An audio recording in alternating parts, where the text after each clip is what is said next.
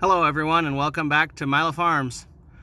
Well, today we are going to be replacing the cabin air filter on the 2009 Smart Fortwo. This is the 451 model.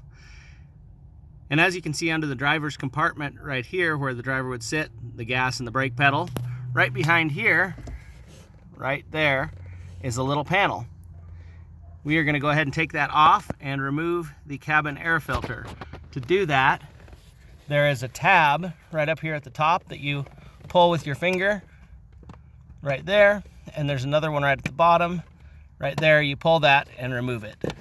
Interestingly, there is no cabin air filter. Somebody decided that wasn't necessary and took it out, but there is some pine needles, it looks like, and some other debris in there. So we're going to go ahead and get the vacuum, clean that out, and then we'll go ahead and put the new air filter in there. Once that debris is cleaned out, the air filter just slides right in. So here's the new cabin air filter. I will link to this on Amazon. I got everything cleaned out of the crevice there where the filter goes, and everything looks good. So we'll go ahead and put this in.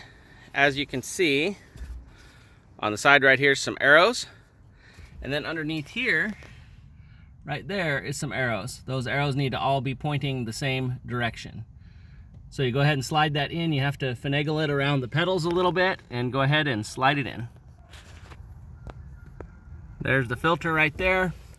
You can see, go ahead and put that in. Arrows are all pointing the same direction, and go ahead and snap the cover on. That should keep everything clean in there. And something to be aware of, since this hasn't had a filter in it, there is a possibility that the AC could be clogged up or the heater core could be clogged up with debris. So definitely something to check on if you're having problems with flow, and this new filter should help out. So hope everybody enjoyed the video. Remember, you can't finish a project without getting started.